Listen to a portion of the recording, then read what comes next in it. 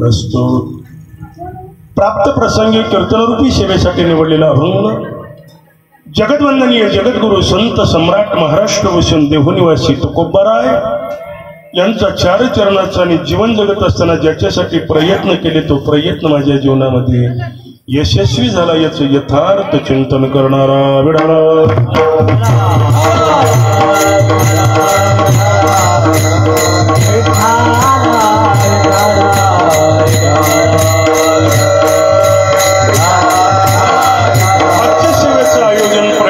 सर्वांना ज्ञात आहे. अल्पसहा परिहार आपल्या येथील वैकुंठवासी अंबाजी कृष्णाजी लहाने यांच्या गोड जेवणानिमित्त या कीर्तनरूपी सेवेचं आयोजन त्यांचे सुपुत्र संजयजी आबाजी लहाने एवं त्यांच्या कन्या पद्मिनीबाई रावसाहेब घुगे, मीराताई उत्तमराव गित्ते एवं त्यांचे नातू चंद्रकांत संजय लहाने एवं सर्व लहाने परिवारांच्या माध्यमातून त्या पिताश्रींच्या गोडजेवणानिमित्त या कीर्तनरूपी सेवेचं आयोजन तुम्हाथोर संत मायबापांचं दर्शन पवित्र तुकोबारांच्या अभंगावर चिंतन करण्याची संधी प्राप्त झाली त्याबद्दल प्रथमतः त्या सुपुत्राचे एवं लहाने परिवारांचे धन्यवाद.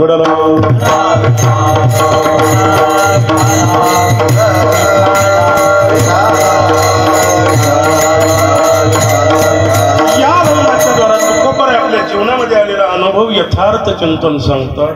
तो अनुभव तुकोबारांच्या मृत्यूचा आहे आणि तो अनुभव तुकोबाराय सांगत असताना माझं काय झालं कसं झालं इथून पुढचा प्रवास नेमका कुठे झाला याचं गोड वर्णन या अभंगाच्या द्वारा करतात.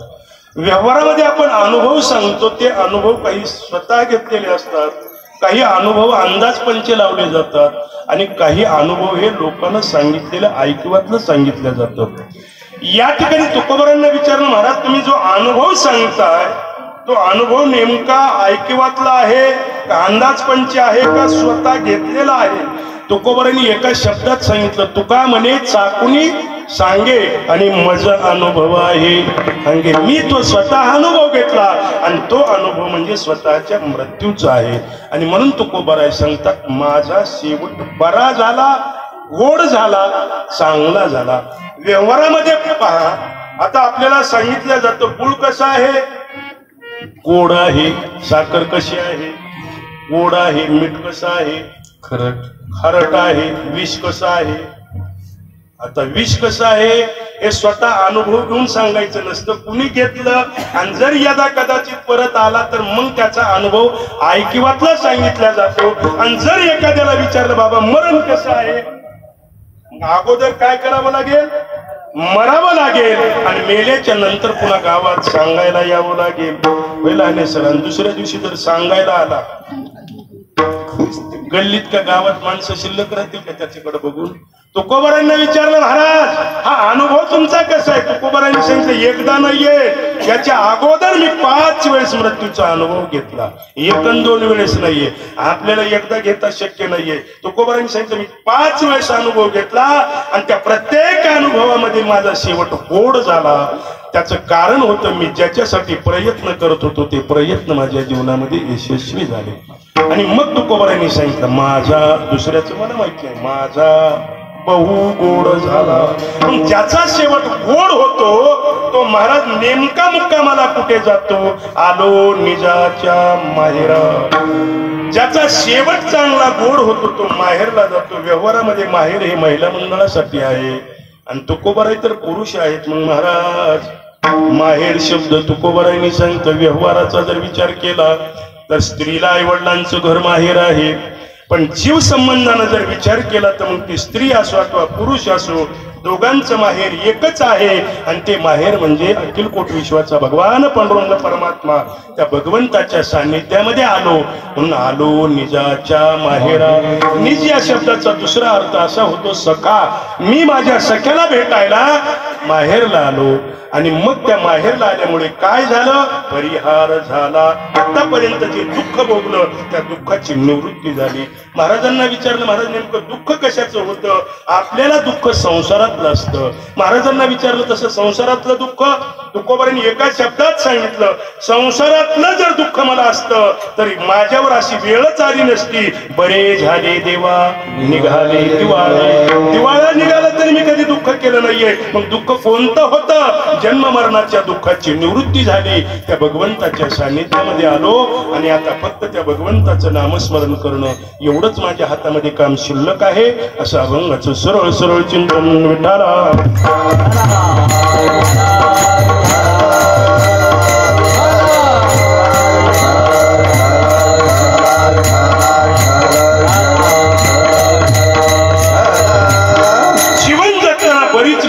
गोड जीवन जगतात पण शेवट मात्र वाईट होतो. काही माणसं जीवन वाईट जगतात पण शेवट मात्र गोड होतो. शेवट गोड होणे आणि शेवट वाईट होणे याचा नेमका अर्थ काय आहे? शेवट गोड कुणाचा झाला आणि शेवट वाईट कुणाचा झाला याचं थोडक्यामध्ये चिंतन असं आहे. मृत्यू समयी ज्यावेळेस जीव देहाचा त्याग करतो त्यावेळेस जर भगवंताची आठवण आली, भगवंताचं स्मरण आलं, देवाची जर काही सेवा घडली तर समजायचं शेवट गोड झाला. आणि जर जीव कुठे अपेक्षेमध्ये मायेमध्ये गुंतला तर समजायचं शेवट वाईट झाला. श्रीमद भागवत महापुराणामध्ये गोड वर्णन आलेलं आहे. ज्याचं 1 कोटी वर्ष राज्याचा उपभोग घेतला आणि ज्याच्यामुळे या पवित्र खंडाला भारत असं नाव पडलं तो भरत राजा.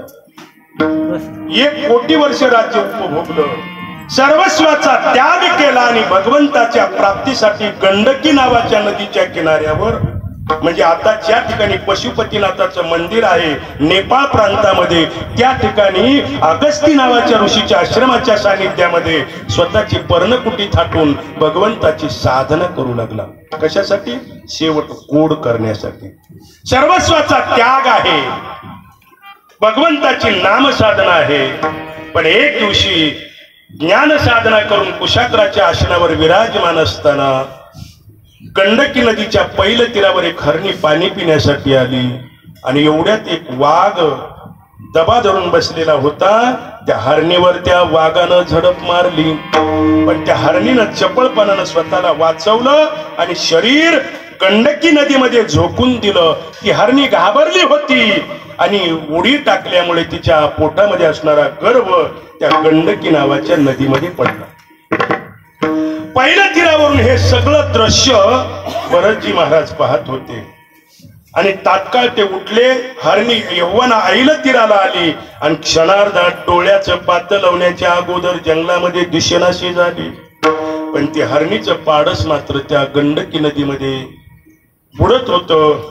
भरत महाराजांनी तात्काळ त्या गंडकी नदीमध्ये उडी टाकली आणि त्या हरणाला घेऊन आपल्या आश्रमामध्ये आले. त्या हरणाला स्वच्छ केलं, त्याला थोडस कोरडं करून त्याला गरमी देण्याचा प्रयत्न केला आणि मग पूर्ण वेळ त्यांचा नाम साधनेतला खंड पडून त्या हरणाच्या सेवेमध्ये गेला. आणि मग हरणाची सेवा करता करता करता करता ते हरण जसं मोठं होऊ लागलं तसं त्या दररोज हरणाला चारा पाणी सगळ्या पशुपासून त्यांचं संरक्षण व्हावं म्हणून त्या हरणाचीच काळजी करावी आणि नाम साधनेमध्ये खंड पडला. आणि एक दिवशी नियतीप्रमाणे काळाचं बोलावणं आलं, पण मनामध्ये एकच विचार आहे, देवा माझ्या पाठीमाग या पाडसाचं हरणाचं काय होईल, काय होईल, काय होईल म्हणत असताना सगळं लक्ष त्या पाडसाकडे आहे. आणि इतक्यात त्या यमाच्या दूतांनी घाला घातला आणि भरत महाराजांचा प्राण काढून घेतला. शेवटला त्या हरणामध्ये इच्छा अडकली म्हणून पुन्हा त्या भरत महाराजांना हरणाचा जन्म घ्यावा लागला. जरा भरत राजा हरणी गर्भ गेला, जरा भरत राजा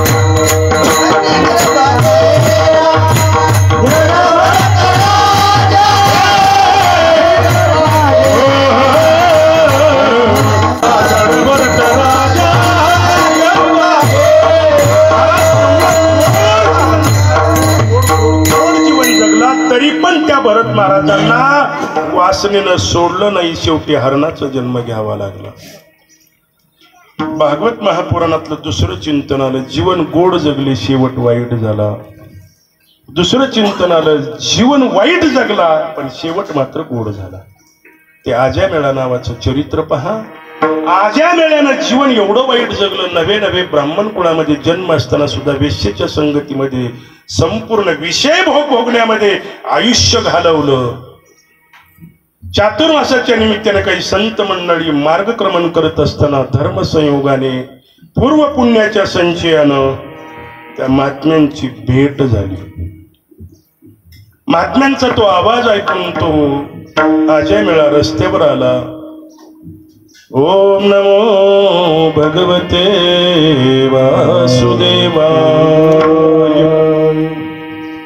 श्री कृष्ण गोविंद हरे मुरारी. हे नाथ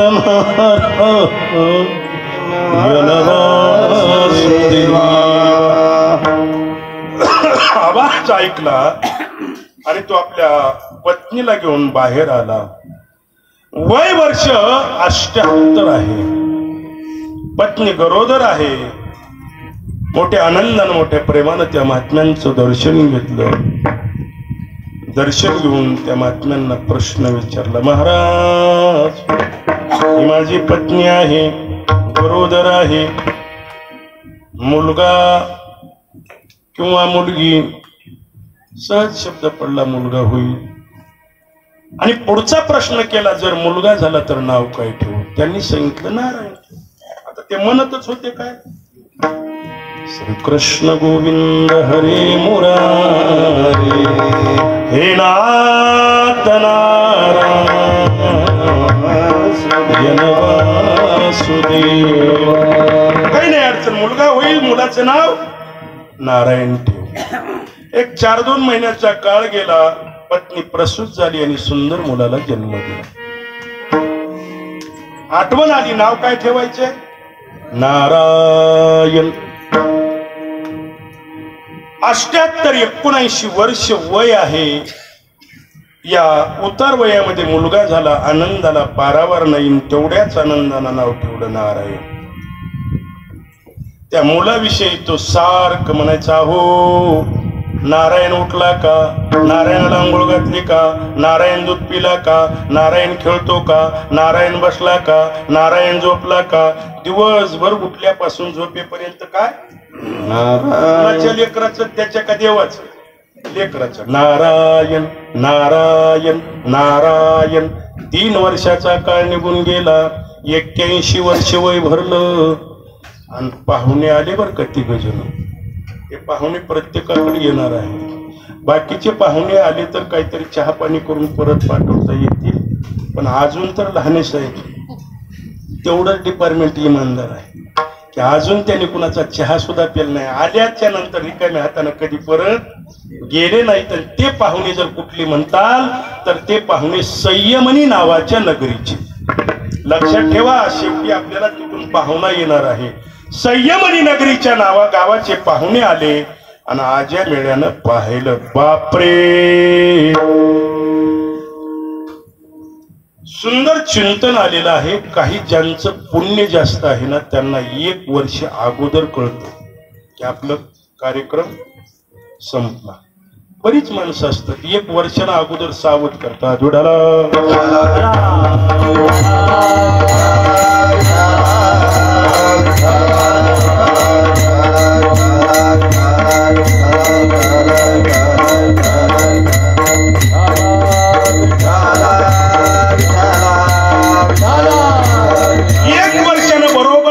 करतात. महाराज पुढच्या वर्षी आपलं काही खरं नाही. बरीच माणसं सांगतात, आपल्याला अनुभव आलेला आहे.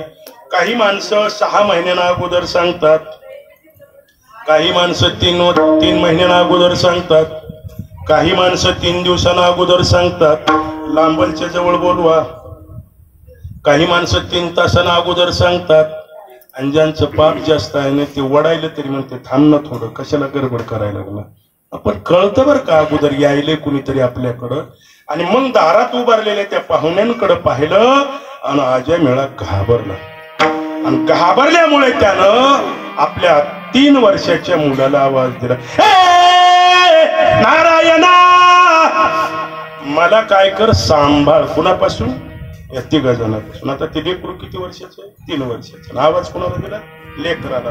पण गंमत अशी झाली, नारायण म्हणायला आणि वैकुंठाहून दुसरी 3 जण दारात हजर होते. आता या उमऱ्याला 3 आणि या उमऱ्याला 3.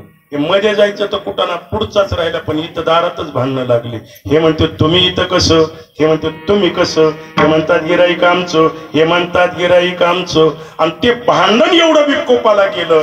आणि या भांडणाचा निवाडा करण्यासाठी पुन्हा सगळे संयमनी नावाच्या नगरीला आले. कोण? वैकुंठाहून आलेले 3 जण आणि संयमनी नगरीहून आलेले 3 जण. कारण त्यांनी सांगितलं आम्ही जर रिकाम्या हाताने गेलो तर आम्हाला यम धर्मदंड दिल्याशिवाय राहणार नाही. त्याच्यासाठी तिथं निवाडा करण्यासाठी चला. आणि मग तिथं गेल्याच्या नंतर यम धर्मानं विचारलं रिकाम्या हाताने का आलात? त्यावेळेस त्यांनी सांगितलं, या तिघांनी सांगितलं की गिराईक आमचं आहे. आम्ही म्हणत होतो आमचा आहे, वाट लागला काय करावं. आणि मग त्या दिवशी जिआर निघाला. जिआरच म्हणतात ना, नका जाऊ तया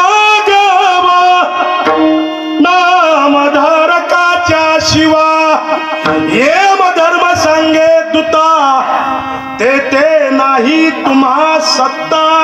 त्याच दिवशी यमानं सांगितलं ज्या ठिकाणी भगवंताचं अखंड नामचिंतन आहे त्या ठिकाणी कुणी जायचं नाही, यमानं जायचं नाही. मग तिथं कोण जाणार? वैकुंठाहून आलेले जातील. आणि जिथं वैकुंठाहून आलेले दूत राहतील त्यांचा शेवट गोड आहे. आणि जिथं यमाचे दूत येतील तिथं शेवट वाईट आहे. म्हणून मृत्यूच्या समयी मरणासन्न मनुष्याच्या शेजारी जवळचे नातलग बसलेले असतात. आणि प्रत्येक जणाचा एकच हट्ट असतो, बाबा एकदा काय म्हणा, राम म्हणा. एकदा काय म्हणा. आता त्यानं आयुष्यभर रामराम केला असला तर मरणाच्या टायमाला काय येईल? बरोबर आहे का? पण ते सगळे सांगत असतात. मुलगा म्हणतो बाबा राम म्हणा, मुलगी म्हणते बाबा दादा म्हणतो ना एकदा राम म्हणा, पत्नी म्हणते अहो मुलं एवढे विनवाय लागले राम म्हणा. ते फक्त घरात टोळू इकडे इकडे बघत आणि मोठ्यानं म्हणतं वासरू किरसुनी खायले तेवढं उचलून बाजूला ठेवा. हे गेलं ना मरून. अशा कुठं अडकली त्या वासरात खड्यामध्येच अडकली. पण राम नाही आलं दादा. अनंत जन्माचं पुण्य लागतं. त्याच वेळेस मुखामध्ये भगवंताचं नाम चिंतन येतं. तुम्ही म्हणाला आज्या मेळा एवढं वाईट जीवन जगलं मग त्याला देवाचं नाव का आलं? त्याचं गोड चिंतन आहे का? आज्या मेळा पूर्वजन्मामध्ये एक संन्यासी होता. आणि संन्यासी असल्यामुळे बद्रिकाश्रमाच्या सान्निध्यामध्ये त्याचं जीवन जात होतं. विठाला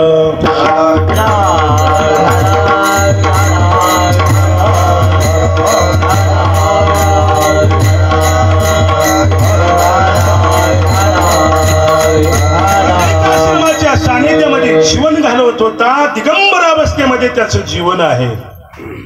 आणि त्या बद्रिकाश्रमाच्या हिमालयाच्या पर्वताच्या भ्रमणामध्ये एक दिवशी बर्फ वर्षाव झाला आणि त्या थंडीमुळे त्याला मूर्छा आली. धर्म कर्म संयोगाने त्याच रस्त्याने एक महात्मा आणि त्याची मुलगी मार्गक्रमण करत होते. हा बर्फामुळे थंडीमुळे गोठला होता, पडलेला होता. म्हणून त्या महात्म्याला त्याची दया आली. म्हणून त्यानं त्याला गरम करण्यासाठी, चेतना देण्यासाठी काहीतरी प्रयत्न करावा. म्हणून मुलगी आणि तिचे वडील त्याचे हातपाय चोळू लागले. बाप तिचा पायाला चोळतोय आणि मुलगी त्याच्या हाताला घासते. असं घासता घासता आज्या मेळ्याला चेतना आली आणि तो उठून बसला. उठून बसल्याच्या नंतर त्याच्या लक्षात आलं की माझ्या सानिध्यामध्ये एक स्त्री आहे आणि समोर एक वयोवृद्ध माणूस बसलेला आहे.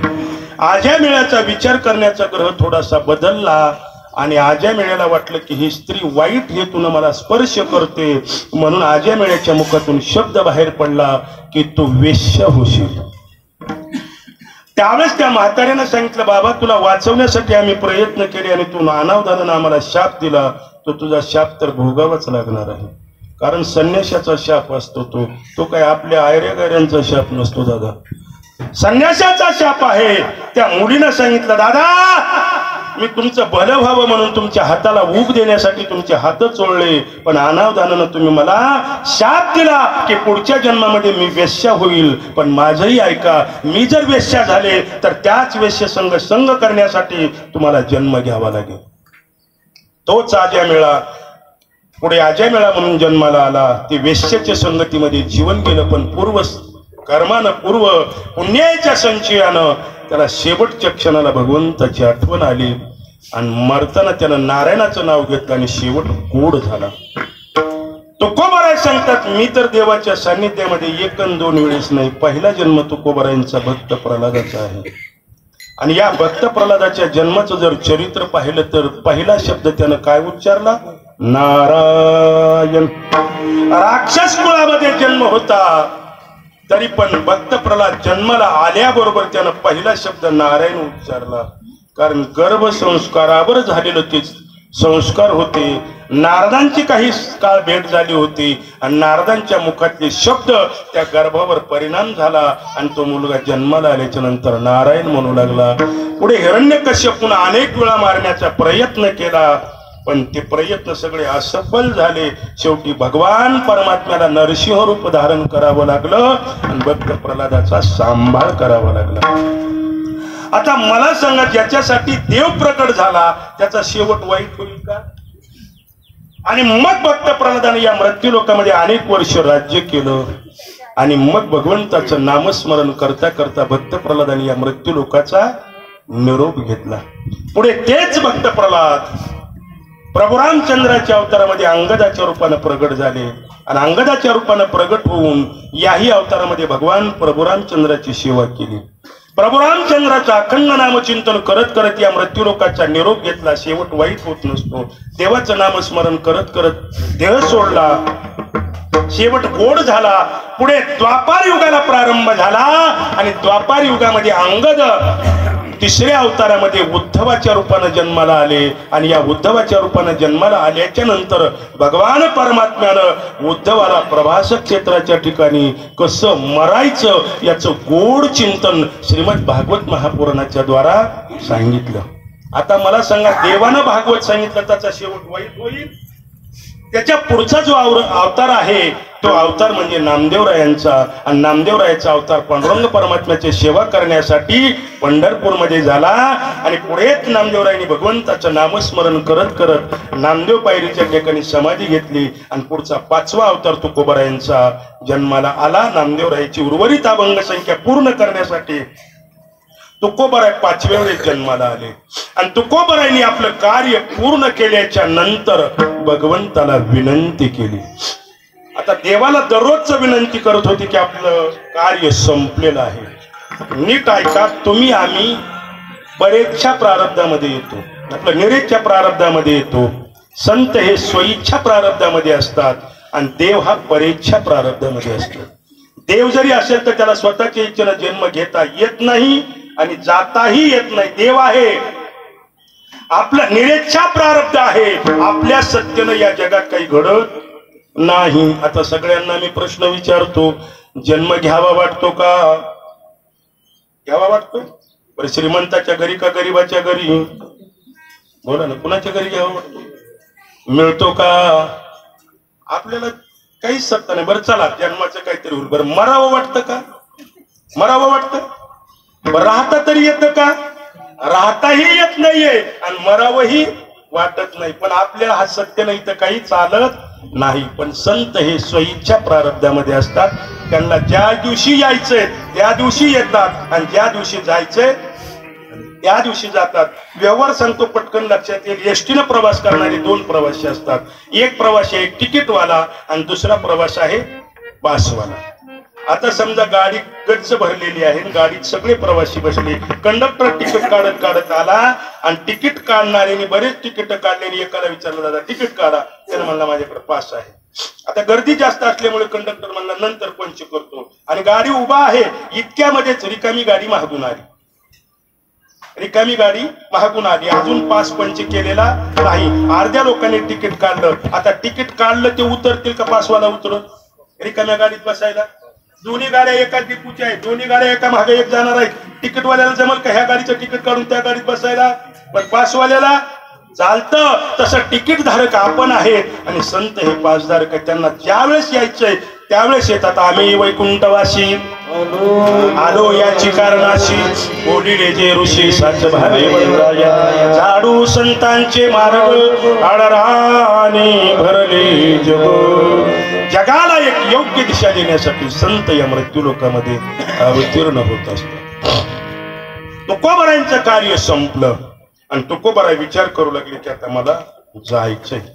आणि मग तुकोबारायांनी वशिला लावला. वशिला आजच असतो ना वशिला तळू. आता नेमकं वशिला कुठं कुठं लावला आहे का? तुम्ही सनकादी संत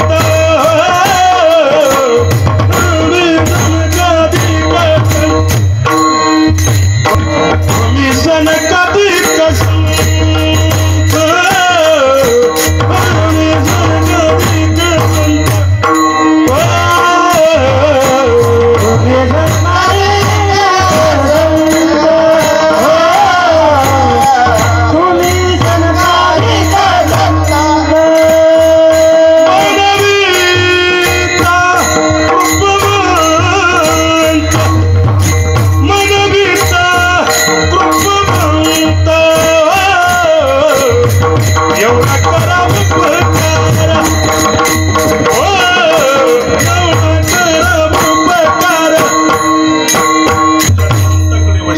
सांगा त्या भगवंताला एवढा करा उपकार. देवा सांगा नमस्कार. संत गेले काही परत आलेच नाही. निरोप तर गेला पण सांगावा परत आला नाही. मग तुकोबाईने दुसरा वशिला लावला. गरुडाचे पावी गरुडाचे पावी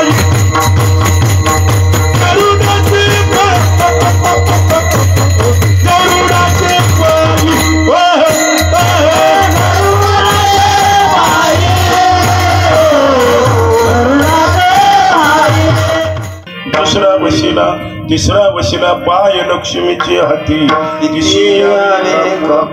चौथा वशिला तुका म्हणे शेषा जागे करा. सांगा त्या देवाला माझं काम संपले मला घेऊन जावा म्हणावं. आणि मग तुकोबाराने एका दिवशी निरोप आला आणि तुकोबाराय सदेह वैकुंठाला जाण्यासाठी तयार झाले. गरुडाला भगवंतानं आज्ञा दिली जा तुकोबारायांचं कार्य संपलेलं आहे. तुकोबारायांना काय करा.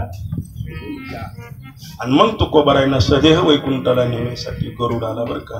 भगवंतानं निरोप सांगितला गरुड आला आणि मग तुकोबारायांनी सगळ्या जगाला सांगितलं आपुल्या माहेरा जाईन मी आता. निरोप या संता हाती आला.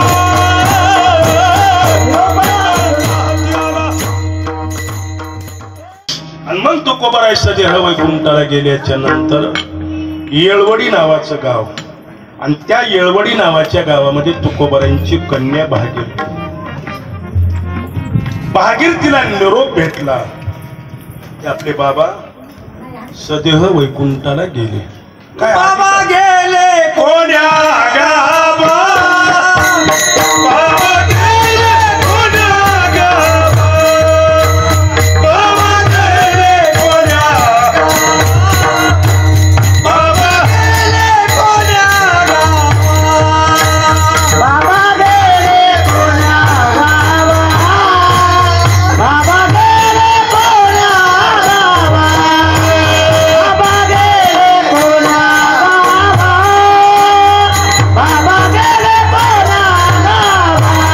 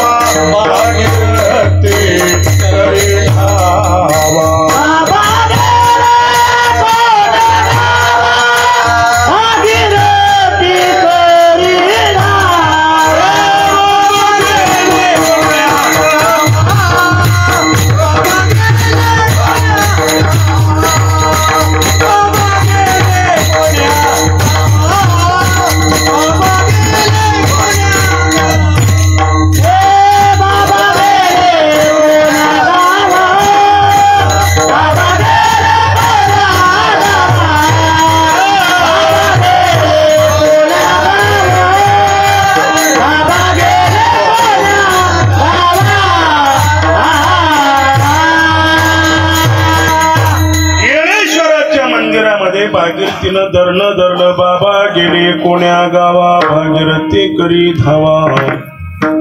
आणि मग जगाच्या भगवंताला चिंता पडली की आता काय करावं.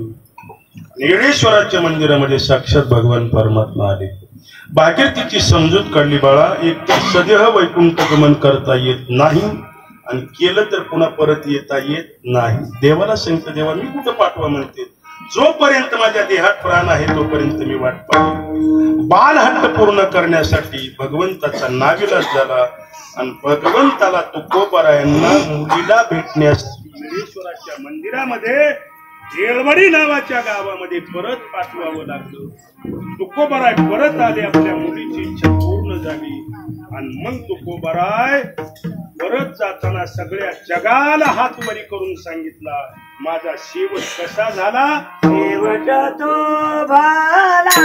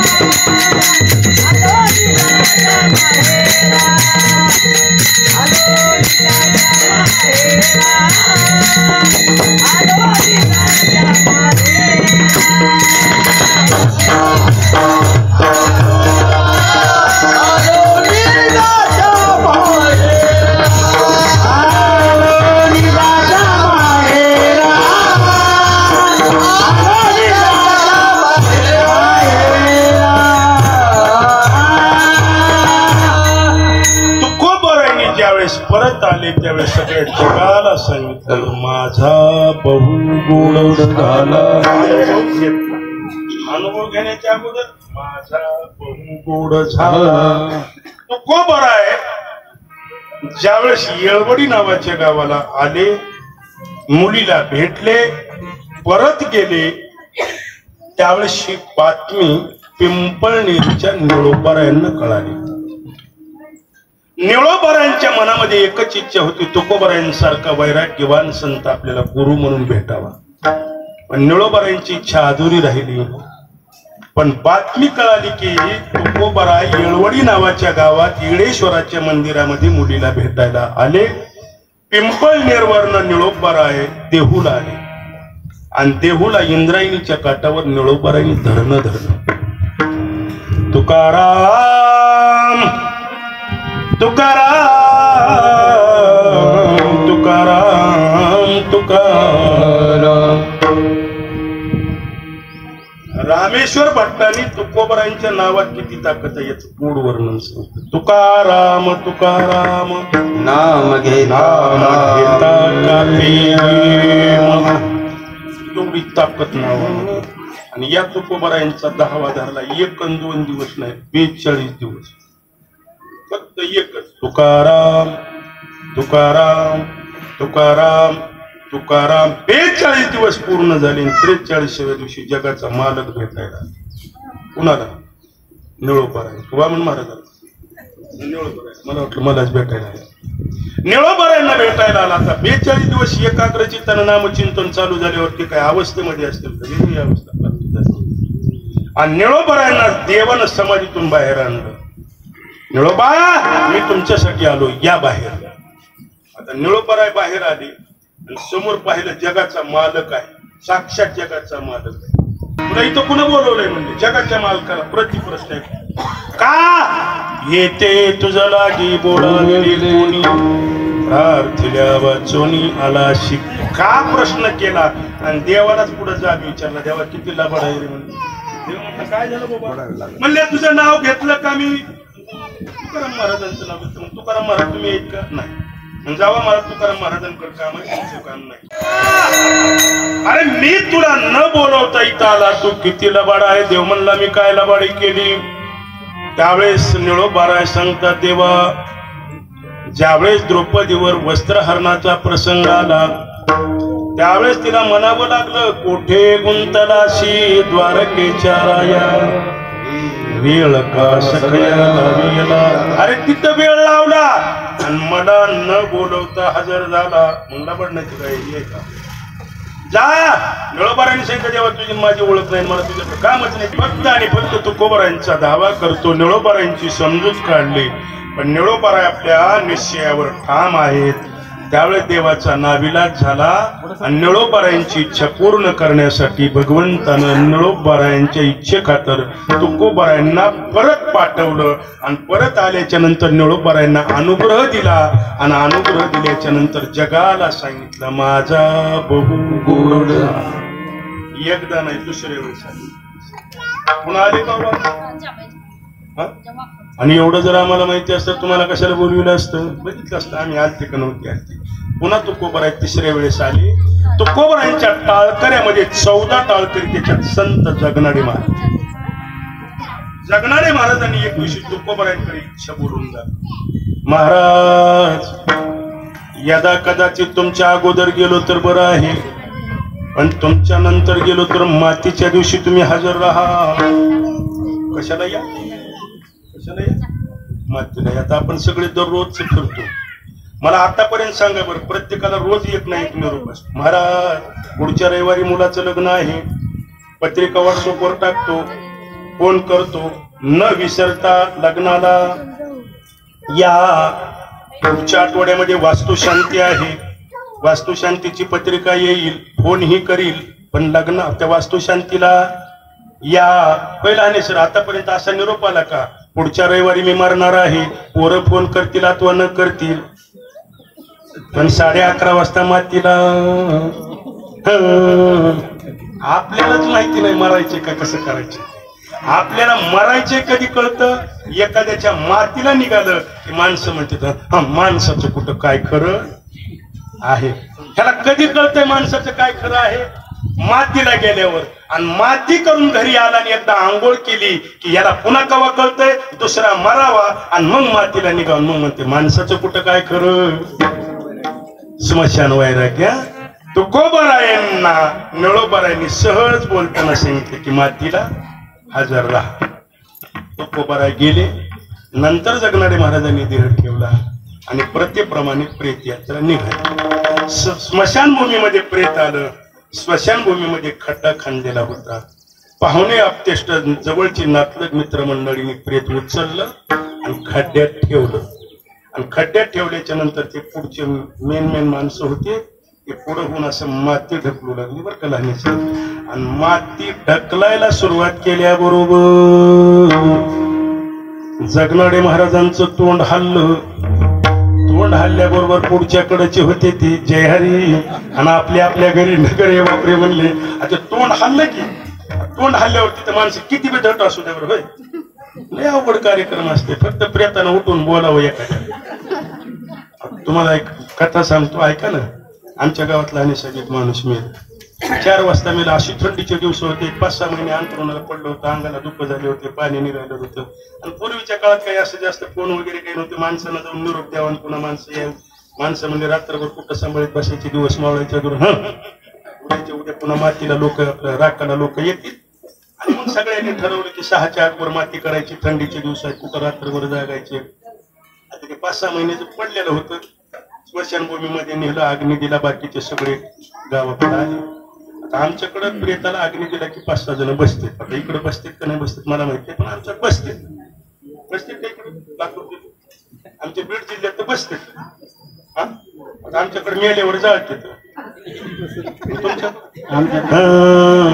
आणि मग ते असे बसले होते पण ते बसणारे तरी काय नीट होते का ते 4 जण होते आणि 4 जण हे सगळे लोक गावाकडे आले थंडी वाजलेली होती 6-6:30 वाजले होते हे गावाकडे आले की त्यांचा कार्यक्रम सुरू झाला 4 जणांचा 4 बी एका पट्टीचे होते दोघांचं तोंड सरणाकड आणि दोघांचं तोंड यांच्याकडे म्हणजे दोघांची पाठ तिकडून दोघांचं तोंड तिकडून 4 जणांचा कार्यक्रम असा चांगला रंगात आला ज्याची पाठ होती त्याला अशी तंबाखू मळली अशी हातावर घेतली आणि ते कचरा होता ते टाकून दिला ना आता तोंडात टाकायची एवढ्याच क्षणात त्या सरणातून हात असा गप्प बाहेर आला गरम झालं मला बी दे. ताटून गेल्यामुळे त्याचा हात मोकळा झाल्याबरोबर असा सपकून बाहेर आला की नेमकं त्याच्यात समोर आला त्यानं तिथं एकदाच म्हणलं तंबाखू त्यानं 6 महिने दुसरा शब्दच म्हणत होता कुणी विचारलं काय चाललं तंबाखू तंबाखू तंबाखू त्याला वाटायला लागलं की मला काय मागितली तंबाखू आणि माणसं म्हणले एखादं कॅरेट नेऊन ठेवू पण ते नाही मला तंबाखूच मागवतो बसलं तंबाखू उठलं तंबाखू आता मला सांगा पुढच्या जवळचे होते तोंड हल्ल्याबरोबर पुढच्या कडेचे होते ते म्हणले जय हरी निघाले आपल्या घरी पुढचे म्हणले का म्हणले माती नाही बाबा म्हणले ताप नाही पुढे जायची सगळ्यांनी पाहिलं तर ते प्रेत असं वरती सरकत होतं विचारलं असं का होतं त्यावेळेस त्या जाणकारांनी सांगितलं की यांची इच्छा आहे की तुकोबारायांनी आपल्या मातीला या इच्छा अशी राहिली दादा आणि मग तुकोबारायांचा त्या ठिकाणी धावा केला आणि जगणारे महाराजांसाठी तुकोबाराय 3ऱ्या वेळेस मृत्यू लोकांमध्ये आले तुकोबारायांनी मुठभर माती घेतली आणि जगणारे महाराजांच्या अंत्ययात्रेमध्ये सहभागी झाले आणि जाताना जगाला सांगितलं माझा बहु गोड झाला आणि मग महाराजांना विचारलं मला तुमचा शेवट गोड झाला तुम्ही पुढे कुठे गेला आलो निजाच्या माहेरा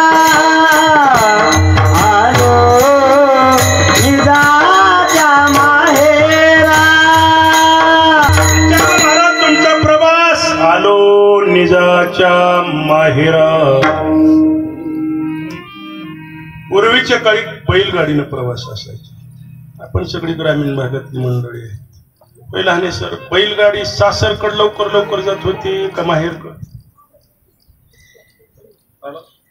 बैलगाडी लवकर कोणकडे जात होती माहेरकड त्या बैलाली काही निरोप होता का चला इकडे लवकर चला आणि तिकडे जरा पाय खेळवीत चला पण म्हटलं जात होतं की माहेरचा रस्ता लवकर उरकतो कारण महिला मंडळांना माहेर म्हटलं की आनंद वाटतो आणि खरं सांगू का माहेरमध्ये जोपर्यंत आई वडील आहेत तोपर्यंतच मजा आहे पुन्हा माहेरमध्ये जाण्यात काही उपयोग नाही एक गोष्ट लक्षात ठेवा जोपर्यंत आपले आई वडील माहेरमध्ये आहेत ना तोपर्यंत तुम्ही पिशवी रिकामी घेऊन जा तुमच्या आयुष्यात कधीच पिशवी रिकामी वापस येणार नाही ज्या दिवशी आपले आई वडील माहेर मधून जाऊ द्या त्या दिवशी तुम्ही पिशवी भरून घेऊन जावा तुमची पिशवी रिकामी आल्याशिवाय राहत नाही मुलगी कितीही श्रीमंताच्या घरी असू द्या तो बाप आपली मुलगी दिवाळीला येणार आहे म्हणून 5 रुपयाची नोट चुरगुळा झालेली दिवसभर त्या धोत्राच्या सोंग्याला सांभाळून ठेवतो आणि 5 रुपयाची नोट मुलगी ज्यावेळेस सासरला निघते ना त्यावेळेस तो बाप मुलगीला 5 रुपये हातात देतो आणि सांगतो ताई राहू दे आडी अडचणीच्या टायमाला तुला उपयोगाला येईल जिच्या घरी गडगंज श्रीमंती आहे तिला पैशाची काहीच कमी नाही तरी तो बाप 5 रुपयाची नोट काय करतो आपल्या मुलीच्या हातावर टेकवतो कारण जोपर्यंत आपले आई वडील आहेत तोपर्यंतच खरं सर्व सुख आहे. एकदा का आई वडील गेले रे गेले, पुन्हा या जगात तुम्ही कितीही श्रीमंत व्हा आणि कितीही कमवा, पुन्हा काहीच उपयोग नाही. म्हणून जोपर्यंत आहे तोपर्यंत त्यांच्या सानिध्यामध्ये जीवन जगण्याचा प्रयत्न करावा, सेवा करावी, त्यांच्या पश्चात धर्मशास्त्रानं घालून दिलेल्या कर्मानुसार आपल्या जीवनाचं आचरण ठेवावं. व्यवहार सांगतो, आई जास्त प्रेम करते का वडील प्रेम करतात? बोला ना. सगळ्यात जास्त आई प्रेम करते का वडील प्रेम करते? दोघंही सांगायचं नाही, एकच सांगायचं. जास्त म्हटले सगळ्यापेक्षा एक पारड जड. बाई बाबा, जास्त वडील प्रेम करतात का आई प्रेम करतात? सगळ्यात जास्त आई. बोला ना, उसना आणायचं नाही. सगळ्यात जास्त आई प्रेम करते. पण नीट ऐका, आई प्रेम दाखवते. आयुष्यात बाप तुम्हाला कधीच तुमचं प्रेम दाखवत नाहीये. बापाचं जर प्रेम पाहायचं असेल तर रात्रीच्या 2:30 वाजता उठा.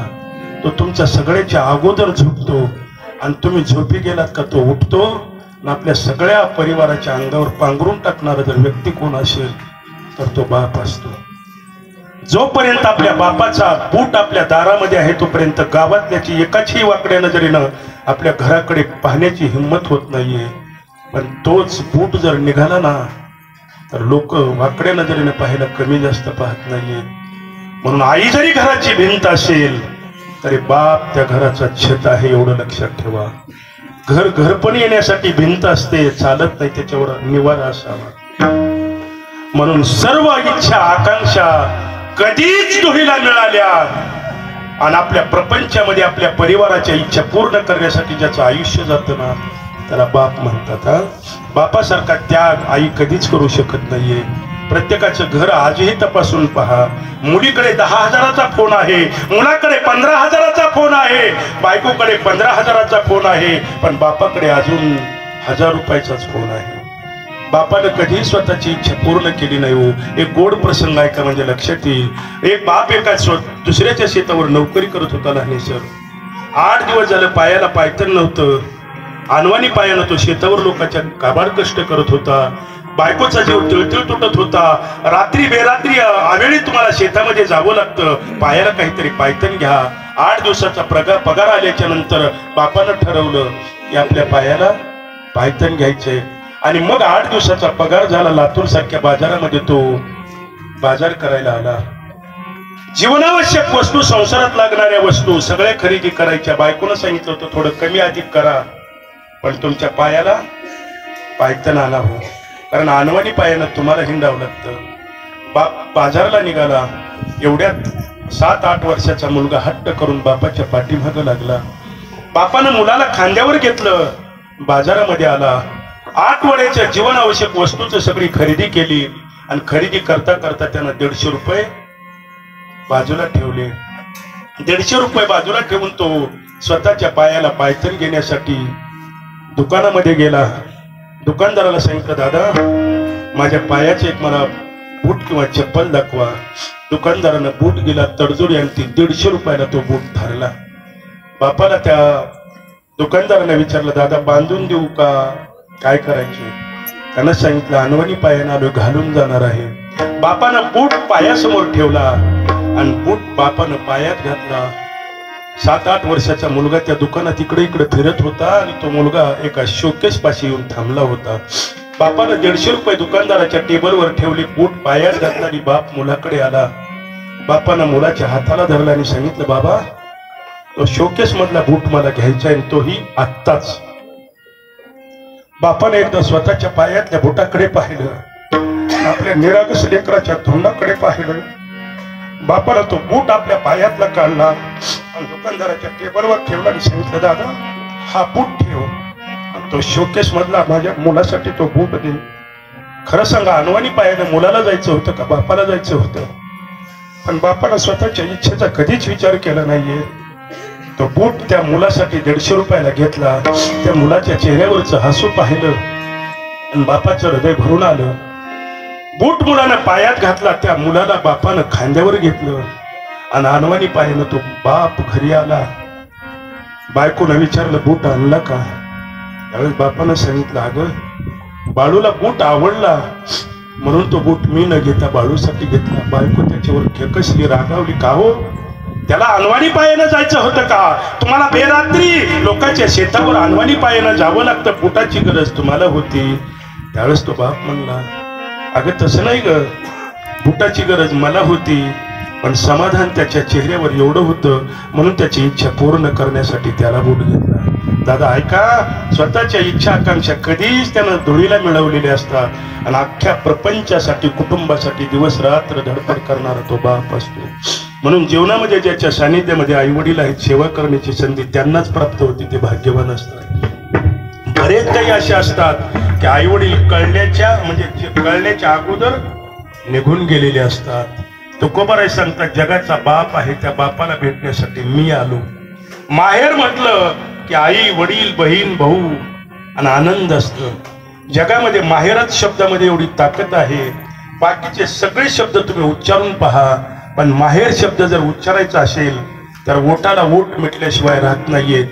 माय, पूर्वीच्या काळी आईला माय म्हणायचं. आई म्हणण्यापेक्षा माय म्हटलं की प्रेम जास्त वाटायचं. पुढे सुशिक्षित लोक झाले, माईची जागा आईनं घेतली. पुढे अजून लोक सुशिक्षित झाले, आईची जागा मम्मीनं घेतली. आता गल्ली गल्लीला इंग्रजी शाळा निघाल्या, त्याच्यामुळं आई मम्मीची जागा आता मी कशाला. पण भारतीय संस्कृतीमध्ये खूप सुंदर गोड चिंतन आहे. ऐका दादा, प्रयत्न करा, माय शब्द उच्चारून बघा. जोपर्यंत तुमच्या ओठाला ओठ चिटकत नाहीये तोपर्यंत माय शब्द उच्चारला जात नाही. आणि ओठाला ओठ मिळाला की त्या ठिकाणी जिव्हाळा प्रेम निर्माण होतं. माय म्हणता ओठाला ओठ मिठ, माय माय. आत्या म्हणता ओठाचं अंतर मोठ, जिजी म्हणता जिभ घेई विसावा, सासू म्हणता तोंडातून जाई हवा. तुकोबाराय सांगतात, आलो निजाच्या माहेरा. आणि मग तुकोबारायांना प्रश्न केला, महाराज व्यवहारामध्ये महिला मंडळाला विचारा, माहेरला जर जायचं असेल तर बगर मुलाचं जाता येतं काही? आताचा काळ वेगळा आहे. पूर्वीच्या काळामध्ये सुनेला बगर मुलाचं पाठवत होता का? मुरारी आल्याशिवाय सुनेला माहेरला पाठवायचं नाही. आता सुना खूप चतुर झाल्या, उगाचच सासूच्या समोर मोकळाच कोण धरत्यात, हॅलो दादा, आणि कधी न्यायला येणार, तिकडून कुणीच बोलत नसतं. आणि मग ही इकडूनच म्हणते, तुला जरी वेळ नसला तर राहू दे, मीच इकडून येते. आणि म्हणते, आत्या दादाचा फोन आलाय, उद्या येच म्हणून आग्रह करायलाय. सासूला म्हणावं लागतंय, बघू बरं इकडं फोन. 3 दिवस झालं गावात रेंजच नाही आणि तुझाच भरा लागला ग, रिंग वाजली नाही. काही नाही, आता चला काळ बदलला. मुरारी आल्याशिवाय माहेरला जाता येत नाही. तुकोबारायांना विचारलं, महाराज तुम्हाला मुरारी? तुकोबारायांनी सांगितलं, मीही मुरारी आल्याशिवाय जायला मोकळा नाही. आणि मग तुकोबारायांनी सांगितलं, तुका म्हणे मजाटवा, मूळ लवकरी वाटवा. देवा मला येण्यासाठी मुराळ्याची गरज आहे. आणि तो मुरारी म्हणजे गरुड आला आणि तुकोबारायांना माहेरला घेऊन गेला. आलो निजाच्या माहेरा. आता माहेरला आल्यावर काय असतं व्यवहारामध्ये पहा, नांदून मुलगी माहेरला आली रे आली की त्या मुलीला काही काम करावं लागतं का? आई किती वयोवृद्ध असू द्या पण मुलीला काम करू देत नाही. आई वयस्कर जरी असली तरी मुलीला म्हणते, बाळा तू शांत झोप, मी सगळं करते. जर मुलगी सकाळी झोपली आणि जर तिचा भाऊ लहान तिला उठवायला गेला, ताई उठ ना लवकर, 8-9 वाजले, लवकर उठ. इतक्यामध्ये आई बाळूच्या पाठीमध्ये धापाटा मारते आणि सांगते, बाळ्या झोपू दे माझ्या लेकीला, थकून भागून आली. हे आईचं माहेर आहे दादा. आणि एकदा का ते संपलं रे संपलं की पुन्हा सगळं संपत. म्हणून तुकोबाराय सांगतात, मी आता माझ्या माहेरला आलो, सख्याला भेटायला आलो. आणि एकदा देवाला भेटल्याच्या नंतर दुःखाचं कुठलंही लवलेश पाठीमाग नाही. परिहार झाला अवघ्या दुःखाचा, मागीला आलो निजाच्या माहेरा, भेटी रकुमाईच्या. व्यवहारामध्ये मुलगी नांदून आल्याच्या नंतर गाईचा उमरा ओलांडला रे ओलांडला, मागलचं दुःख मुलगी सगळं काय करते, विसरते. मागलच्या दुःखाची तिला आठवण येत नाही. तुकोबाराय सांगतात, मी तर देवाला भेटायला आलो, माझ्या पाठीमागे दुःख कोणतं? विचारलं, महाराज दुःख कोणतं? तुकोबारायांनी सांगितलं, जन्म मरणाचं. संपलं? तुकोबारायांनी सांगितलं, संपलं. म्हणले त्याला पुरावा? तुका म्हणे मुक्ती परनिली नोवरी आता दिवस चारी खेळी मेरी. आता सगळं संपलं म्हणजे मला जन्माला यायची गरज नाही. पण तुकोबा पुढं सांगतो देवा जन्माला यायची गरजच नाही पण तुझं नामस्मरण जर पुन्हा घडत असलं तर सुखे घालावे हमासी तुका म्हणे गर्भवासी. सुखे घालावे कशासाठी गुण गायन आवडी हेची माझी सर्व जोडी. आवडीनं भगवंताचं नामस्मरण करण्यासाठी पुन्हा जन्माला घातलं तरी काही अडचण नाही. पण आता मला जन्म घ्यायची मुळीच गरज नाही कारण सगळं दुःख माझं भगवंताच्या सानिध्यामुळे आल्यामुळे सगळं संपलेलं आहे. भगवंताचं नामस्मरण कुणीतरी करायलंय म्हणून करणं आणि स्वतःच्या आवडीनं करणं यात खूप मोठा फरक आहे. नको खेद करू कोणत्या पती लक्ष्मीचा जाणतशी. आवडीनं देवाचं नाव घ्यावं. आवड वेगळी आणि गरज वेगळी. आता खरं सांगा आपण इथं जेवढे बसलेले आहोत आवडीपोटी देवाचं नाव घेतो का गरजेपोटी? आता आपण देवाचं नाव घेतो आवडीपोटी का गरजेपोटी? आता पूर्वीचा काळ तुम्ही आठवून बघा. तुम्हाला एसटीला कुठं उतरवलं जायचं? पूर्वी गोडाळा नाही तर मग किनगाव. आणि किनगाव पासून आपलं गाव किती लांब आहे? एक 6 किलोमीटर 10 किलोमीटर मधले रस्ते राहायचे. आणि आजी आपल्याला मांडीवर घेतली रोज गोष्ट सांगायची.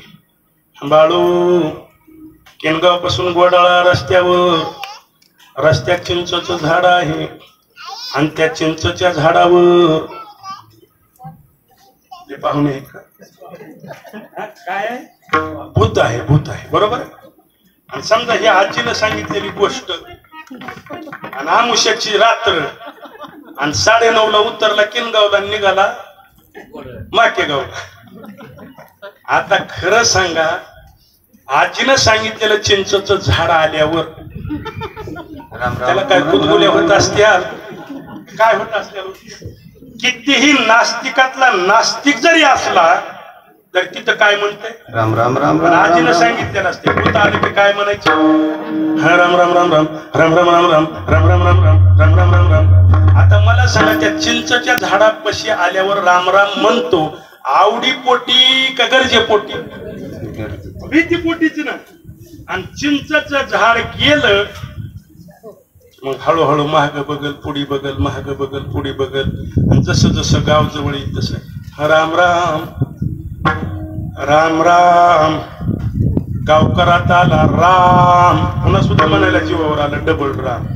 आणि एकदा गावात प्रवेश केला की पुन्हा दुसराच मंत्र म्हणतोय. ते मंत्र पाठ करा सांगतो. सांगत नाही कीर्तन सांगू. आता देवा तुझं काम संपलं काही गरज आवडीपोटी देवाचं नामस्मरण करा. देव तुमची सगळी चिंता वाहतो. आवडीपोटी केल्यामुळं काय होतं आणि गरजेपोटी केल्यामुळं काय होतं 2 मिनिटात दृष्टांत सांगतो ऐका. आता शहरमध्ये प्रत्येकाकडे एक प्राणी आहे पाळलेला. त्या प्राण्याचं नाव कुत्र. पांढरं कुत्र जवळजवळ प्रत्येकाच्या घरामध्ये आहे. आता उगा इथं बसल्या बसल्या उगा विचार करा ते पांढरं कुत्र आवडीपोटी आहे का गरजेपोटी आहे? पटकन बोला. आवड.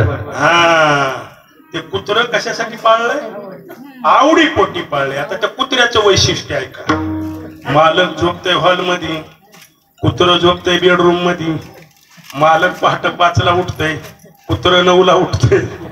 मालक 12ला झोपतय, ते संध्याकाळी 9ला झोपतय. आणि डनलपच्या गादीवर झोपतय. ती बी 250 रुपये किलोचे बिस्किट खातय, 500 रुपये लिटरच्या शॅम्पूला आंघोळ करतय, 12 लाखाच्या गाडीत फेरफटका मारतय. हे आवडीनं पाळलेलं कुत्र आहे. आणि आपल्या दारात जे कुत्र असतं ते कुत्र गरजेपोटी पाळलेलं आहे. त्या गरजेपोटी पाळलेल्या कुत्र्याला भाकरीच्या ऐवजी काय भेटतात? म्हणून गरजेपोटी जर केलं तर काट्या खाल्ल्याशिवाय राहावं लागत नाही. आणि मग ते काट्या कुणाच्या? आपल्या जवळच्याच्या नाही, ते काट्या कुणाच्या आहेत? त्या यम धर्माच्या. विषयाचे सुख येते वाटे गोड, पुढे अवघड हिमदंड, मारिती तोडीती झोडीती निष्ठूर, येमाचे किंकर बहुसाल. हे बहुसाल पर्यंत त्रास भोगायचं बंद करायचं असेल तर भगवंताचं आवडीनं नाव घ्या, आणि ते नाम म्हणजे विठोबार कुमार.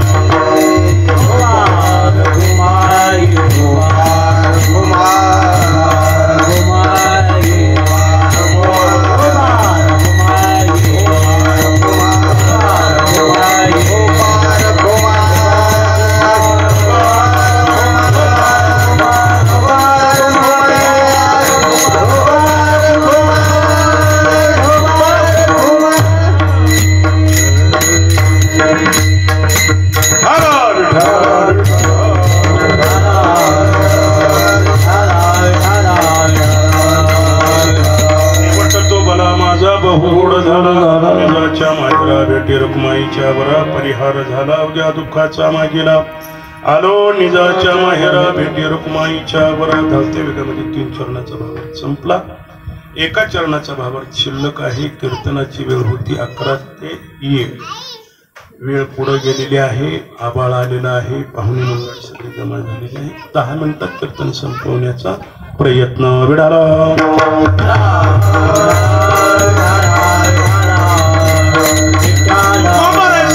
देवाकडे आलो. जन्म मरणाच्या दुःखातून मी मुक्त झालो. आता मला जन्म घेण्याची मुळीच गरज नाही. तुकोबारांना विचारलं, देवाजवळ गेल्यामुळे तिथं काम काय करावं लागतं? तुकोबारांनी विचारलं, व्यवहारात ती मुलगी काहीच करत नाही, मी कशाला तिथं काम करू? आई तर 3 टाइम मुलगी काय करते? जेवण करते, आराम आईशी गप्पा मारते. तद्वत त्या न्यायाप्रमाणे व्यवहारातल्या मुलीसारखं काम माझ्याकडे शिल्लक आहे. मी भगवंताच्या अखंड सानिध्यामध्ये राहून भगवंताशी हितगुज करतो. तुकोबाराय सांगतात, मी देवाच्या सानिध्यामध्ये आहे. आता फक्त देवाशी हितगुज करणं एवढंच माझ्या मागे काम शिल्लक आहे. मी असंच जीवन जगल्यामुळे माझ्या जीवनाचा शेवट गोड झाला. यासाठी केला होता शेवटीचा दिस गोड, आता निश्चिंतीने पावलो विसावा, कुंतलिया धावा तृष्णेच्या.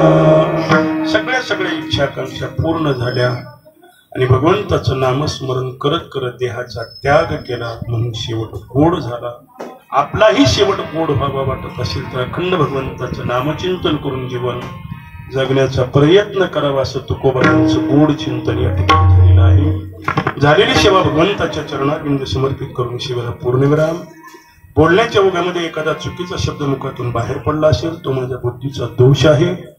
जे चांगलं आहे ते तुम्हाला थोर साधू संत मायबापांचा आशीर्वाद, वैकुंठवासी गुरुवर्य रामकृष्ण महाराज वरवगावकर यांचा कृपा प्रसाद, पायाच्या प्रसादे काही बोललो होते, मज क्षमा करणे संती नोव्यंग भूतवृत्ती. कुठलाही अधिकार योग्यता पात्रता नसताना या ठिकाणी लहानी परिवारांच्या माध्यमातून सेवा करण्याची संधी प्राप्त झाली. त्याबद्दल पुनश्च एकदा आमचे परमस्नेही संजयजी लहाने यांचे धन्यवाद. त्यांच्या वडिलांच्या गोडजेवणानिमित्त वैकुंठवासी आबाजी कृष्णाजी लहाने यांच्या गोडजेवणाच्या निमित्ताने या कीर्तनवृत्ती सेवेचं आयोजन ज्ञानदान अन्नदान या माध्यमातून त्या जीवाला पुढचा त्यांचा प्रवास योग्य प्रकारानं पूर्णत्वाला जावा याच्यासाठी केलेला प्रयत्न.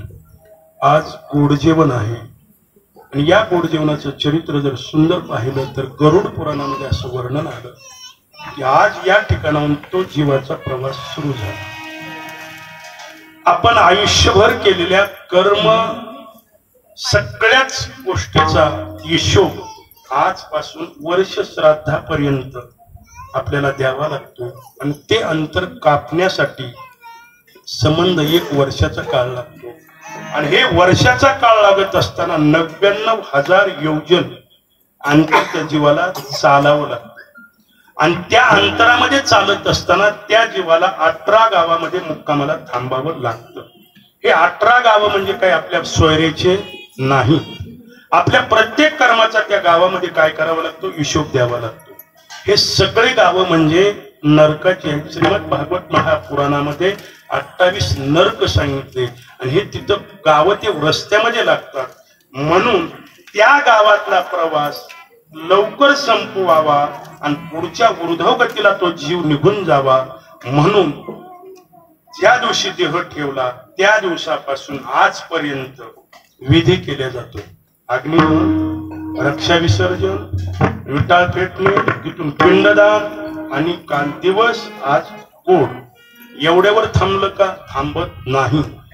उद्यापासून म्हणजे आज देवबाप्पांनी तुमच्याकडून प्रत्येक घरातल्या रक्ताच्या नात्याकडून संकल्प सोडून घेतला की या वर्षभरामध्ये मी या गोष्टीचा त्याग करील, हे वस्तू सोडील, कुणी सांगतं मी जप करील. संकल्प सोडून केलेलं कर्म सूक्ष्म लहरीच्या द्वारा त्या जीवात्म्याला प्राप्त होत असतं. आज जेवढे संकल्प करून तुम्ही सांगितलं की आम्ही त्यांच्यासाठी वर्षभर हे करू, कुणी जप करील, कुणी काय सोडायचं ते सोडत, त्यांना ज्या आवडीच्या वस्तू होत्या ते सोडतात. आणि या सगळ्या गोष्टीच्या माध्यमातून त्यांचा आजचा इथून पुढचा प्रवास सुखरूप होत असतो. एवढ्यावर थांबतं का? अजिबात थांबत नाही. मग काय करावं? ज्या तिथीला देह ठेवला त्या तिथीला मासिक म्हणतात आणि ते मासिक आपल्या प्रत्येकानं म्हणजे रक्तातल्या नात्यानं ते मासिक घालावं लागतं. त्या मासिकाच्या पुण्याईनं जीवात्म्याचा पुढचा प्रवास योग्य प्रकारानं सुखरूप पूर्णत्वाला जातो. सुशिक्षित मंडळी असं म्हणते महाराज, इथं केलेलं कर्म त्या जीवात्म्याला प्राप्त होतं का? असा प्रश्न आहे सगळ्यांना की बाबा आपण त्यांच्या नावानं इथं केलेलं कर्म त्यांना प्राप्त होतं का? आता व्यवहार सांगतो, आता युग हे सगळं ऑनलाईन वर आलेलं आहे. मी तुम्हाला माझा ऑनलाईनचा नंबर देतो, तुम्ही न मला विचारता तिकडून 10-5 हजार रुपये पाठवा. जर तिकडून गपचिप पैसे आले तर मग इथं केलेलं बी गपचिप तिकडे जात असेल असं समजायला अडचण नाही. मला काही कोणी नगदी आणून दिले का? पण माझ्या नावानं तिथून तुम्ही काय केले? ट्रान्सफर केले. तद्वत त्या न्यायाप्रमाणे जसं ते ट्रान्झॅक्शन होतं तसं इथं केलेल्या प्रत्येक क्रिया त्यांच्या नावानं संकल्प करून, बरोबर आहे, संकल्प करून केलेल्या प्रत्येक गोष्टी त्या जीवात्म्याला सूक्ष्म लहरीच्या द्वारा प्राप्त होतात. मासिक झालं एवढ्यावर थांबलं? अजिबात नाही. हे मासिक झालं की 12 महिन्याच्या नंतर श्राद्ध करावं लागतं. श्राद्ध झालं की त्या जीवात्म्याला त्या कर्मातून मुक्ती मिळते आणि इच्छा जशी होती तसं पुढचा देह त्याला प्राप्त होतो. मुलाचं काम एवढ्यावर संपलं का? संपत नाही. मग काय करावं पुढे? धर्मशास्त्रामध्ये 3 तिथी घालून दिलेली आहे. ज्या तिथीला देह ठेवला ती तिथी पक्ष पंधरवाडा आणि अक्षय तृतीया. पुत्राचं काम असं आहे, पुनाम नरक त्रयनाम तारणारा. आपल्या पूर्वजांना जो नरक यातनेतून ऊर्ध्वगती प्राप्त करून देतो त्याला पुत्र म्हणतात. आणि त्या पुत्रानं या 3 तिथीला खूप सावध असावं लागतं, कारण त्या जीवात्म्याला त्या दिवशी सूक्ष्म लहरीच्या द्वारा परत येण्याचा अधिकार प्राप्त असतो. आणि तो इथं आल्याच्या नंतर बघतो मी ज्यांच्यासाठी हाडाची काढ केली, रक्ताचं पाणी केलं, दिवसाची रात्र केली आणि हे सगळं त्यांच्यासाठी जमवून ठेवलं, त्यांनी माझ्या नावाने इथं काय केलं? आई वडील श्राप देत नसतात तरी पण ते जाताना थोडस काय होतात? नाराज होतात. ते नाराज होऊन गेले रे गेले की पुन्हा त्याला 2-3 पिढीला त्याचा त्रास भोगावा लागतो. आणि मग तो त्रास काढण्यासाठी कुठं जावं लागतंय? आणि मग ती वेळ येऊ नये म्हणून जर पुत्रांना व्यवस्थिशीर आपले ते कर्म आहेत त्या कर्मानुसार जीवन जगलं तर पुढं काही अडचणी येत नसतात. चला त्या न्यायाप्रमाणे या ठिकाणी आमचे परमश्रेयी संजयजी लहाने येऊन सर्व परिवार, त्यांच्या मुली आहेत, त्यांची नातवंड आहेत, सर्व परिवारांच्या माध्यमातून पिताश्रींच्या गोडजेवणानिमित्त या कीर्तनरूपी सेवेचं आयोजन या ठिकाणी सर्व गुणीजन टाळकरी वृंदांचे हरिभक्तीपरायण माऊली महाराज आहेत, आमचे केंद्रे महाराज, आमचे केशवजी महाराज, लक्ष्मण महाराज, खंडागळे गुरुजी आहेत, आमचे आप्पा आहेत, बडे महाराज, आमचे विनेकरी ओम महाराज, आमचे तगारे महाराज तात्या आहेत, आमचे बाबा गावाकडचे मंडळी, भजनी मंडळ आपलं हे माकेगाव, सर्व भजनी मंडळ माकेगाव आहे, आमचे हरिभक्तीपरायण गुरुजी अच्युत गुरुजी, आमचे कृष्णा महाराज मृदंगाचार्य सगळे या ठिकाणी उपस्थित आहेत. सर्वांचे धन्यवाद. आमचे लहानेश्वर आहेत, लहानेश्वर आहे, सर्व या ठिकाणी अत्यष्ट पाहुणे मंडळी सर्व उपस्थित आहे. सर्वांचे धन्यवाद. पुनश्च एकदा सर्वांची माफी मागतो. एखादाही बोलता बोलता शब्द चुकीचा मुखातून बाहेर पडला असेल तर आपलंच लेकरू आहे म्हणून आईवडिलांचं अंतकरण करून क्षमा करावी ही आपल्या सर्वांच्या चरणारविंद नतमस्तक होऊन प्रार्थना. आता एक सर्वांना नम्र विनंती आहे, सर्वांनी सरळ सरळ हातवरी करा. सरळ म्हणतो, ते सूर्यफुलासारखं नाही. सूर्यफुल असते बघा असं, असे सरळ सरळ सरळ. मी बघायलो म्हणून अजिबात करू नका. देवाचा CCTV वरून सुरू आहे, त्याच्या CCTV मधून अनेक तर काही कोणी सुटलं नाही. पुन्हा म्हणू नका महाराज, आणि एक 2 पंक्ती उठूस तू अशीच वरी राहू द्या. ज्ञानेश्वर